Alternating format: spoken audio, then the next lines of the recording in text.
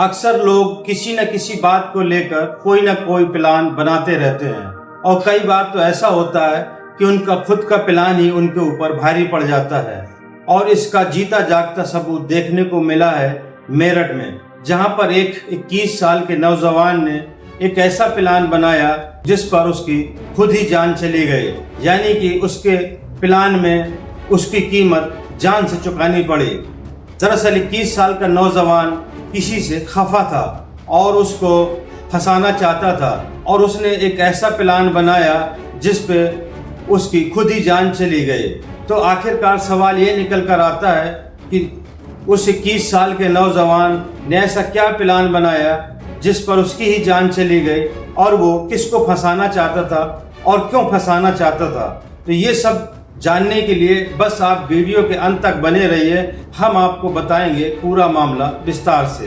आदाब, नमस्कार, मैं हूं मुबीन खान। आज की जो सच्ची घटना की कहानी है वो कहानी है उत्तर प्रदेश के मेरठ जिले की, और उसी मेरठ जिले का एक थाना लगता है गंगानगर थाना, और उसी गंगानगर थाने के अंतर्गत एक गांव आता है अमहेड़ा गांव, और उसी गांव का रहने वाला है 21 साल का नौजवान हर्ष। और बुधवार की सुबह तकरीबन 9:30 बजे उसकी लाश गन्ने के खेत में पड़ी हुई थी। तभी गांव के लोग जब खेतों पर पहुंचे तो देखा कि किसी नौजवान की वहां पर लाश पड़ी हुई है, और तभी वो पुलिस को सूचना देते हैं। पुलिस को जैसे ही लाश की सूचना मिलती है तो पुलिस मौके वारदात पर पहुंच जाती है, और जब पुलिस वहां पहुंचती है और जब शव के पास जाती है तो गांव वालों के द्वारा पता चलता है कि ये लाश गांव की ही हर्ष की है, जिसकी उम्र 21 साल की थी। और जैसे ही हर्ष की हत्या की खबर गांव में फैलती है तो हर तरफ अफरा तफरी फैल जाती है, और फिर हर्ष के घर वालों को भी पता चलता है कि उनके बेटे हर्ष की हत्या हो गई है। तभी वो भी मौके वारदात पर पहुंचते हैं और देखते हैं कि उनका बेटा 21 साल का हर्ष खून से लहूलुहान गन्ने के खेत में पड़ा है। तभी पुलिस शव का पंचनामा भरकर उसको पोस्टमार्टम के लिए भेज दिया जाता है। तभी हर्ष के पिता संजय पुलिस को तहरीर देते हैं और उसमें बताते हैं कि दरअसल मेरे बेटे का एक गांव की ही एक लड़की से अफेयर चल रहा था, और उनके ही घर वालों ने यानी कि लड़की के पिता और उसका चचेरे भाई और अन्य लोगों के खिलाफ मुकदमा वो दर्ज कराते हैं और कहते हैं कि उन्हीं लोगों ने ही मेरे बेटे की हत्या की है। और वो ये भी बताते हैं कि आज से कुछ दिन पहले भी उन्होंने मेरे बेटे के साथ मारपीट की थी और मेरे बेटे को जान से मारने की धमकी भी दी थी, और आज उन्होंने मेरे बेटे की हत्या भी कर दी।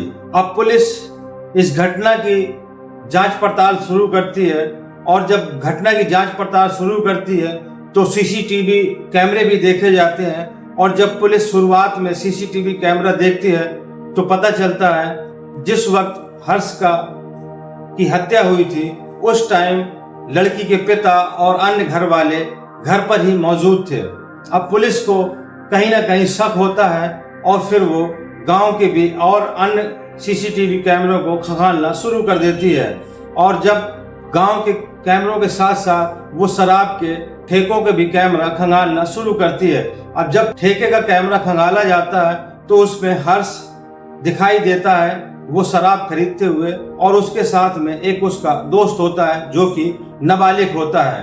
अब उसमें साफ ये दोनों शराब खरीदते हुए देखे गए थे, और फिर दूसरे कैमरों में ये लोग गांव में घूमते नजर आए। अब पुलिस को कहीं ना कहीं शक होने लगा था, और इसी कैमरों के आधार पर हर्ष के नाबालिग दोस्त को पुलिस हिरासत में ले लेती है, और जब उससे पूछताछ करती है तो पुलिस का कहना है कि दरअसल जो हर्ष के नाबालिग दोस्त ने बताया वो कुछ बड़ा ही चौंकाने वाला मामला था। दरअसल हर्ष के नाबालिग दोस्त ने बताया कि हम दोनों शाम के वक्त गन्ने के खेत में शराब पीने गए थे, और जब हम लोगों ने वहां बैठकर दोनों लोगों ने हमने शराब पी, उसके बाद हर्ष ने एक प्लान बनाया और मुझसे कहने लगा कि यार मुझे लड़की के यानी कि अपने गर्लफ्रेंड के पिता को फंसाना है, और तुम एक काम करो मेरे ऊपर गोली चलाओ। तभी हर्ष का दोस्त कहता है कि मैं कैसे गोली चलाऊंगा। तभी हर्ष अपने दोस्त को समझाता है कि दरअसल तुम्हें मुझे गोली मारनी नहीं है, बस इस तरीके से गोली चलाना है कि मेरे गोली छू कर निकल जाए। और ये दोनों नशे में भी होते हैं। तभी हर्ष का नाबालिग दोस्त इस पर राजी हो जाता है और वो कहता है कि ठीक है, अगर तुम्हें अपनी गर्लफ्रेंड के पिता को फंसाना है तो मैं तुम्हारा साथ देने को तैयार हूँ। और तभी हर्ष के नाबालिग दोस्त ने जब गोली चलाई तो गोली छू कर नहीं निकली, बल्कि उसके सीने में जाकर लग गई। और जैसे ही गोली सीने में लगी तो हर्ष वहीं पर ढेर हो गया।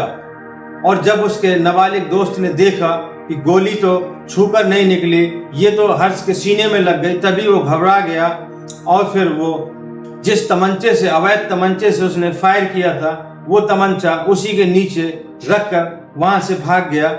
और जब पुलिस हर्ष की मौत की सूचना पाकर वहां पहुंची थी तो जब हर्ष के शव को उठाया गया था तो वो तमंचा भी उसी हर्ष के शव के नीचे पड़ा था और उसमें एक खोखा भी फंसा हुआ था। इससे पुलिस को इस बात का यकीन हो गया कि जो ये कह रहा है वो सच कह रहा है। तभी उसने एक और बात बताई कि दरअसल उसका हर्ष का मोबाइल लेकर भी ये उसका नाबालिग दोस्त वहां से भागा था और कुछ दूर जाकर एक ट्यूबवेल के पास में उसका मोबाइल भी फेंक दिया था।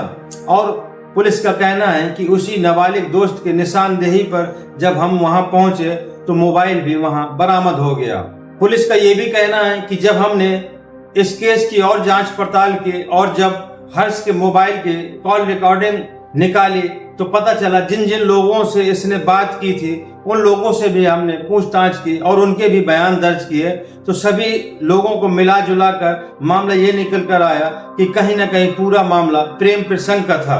लेकिन वहीं पर हर्ष के घर वाले और उनके पिता संजय का कहना है कि दरअसल मेरे बेटे हर्ष की हत्या लड़की के घर वालों ने, उसके पिता और उसके चचेरे भाइयों ने किया है और हर्ष के नाबालिग दोस्त को फंसाया जा रहा है। और इसकी गुहार लेकर वो मेरठ के एसएसपी के पास पहुंचे, जहां पर मीडिया कर्मियों ने उनसे जब बात की तो हर्ष के पिता ने बताया कि दरअसल मेरे बेटे की हत्या लड़की के घर वालों ने किया है, उसके पिता और उसके चचेरे भाई और अन्य लोगों ने किया है और उस हर्ष के दोस्त को जानबूझकर फंसाया जा रहा है। वहीं पर हर्ष के जो नाबालिग दोस्त था उसका भाई आदित्य का भी कहना था कि दरअसल मेरा भाई जब घर आया तो वो शराब जरूर पिए था, लेकिन उसने हर्ष की हत्या नहीं की और पुलिस उसको जबरदस्ती टॉर्चर किया है। बल्कि उसके भाई आदित्य का कहना यह भी है कि उसने खुद, उसके नाबालिग भाई ने ही पुलिस को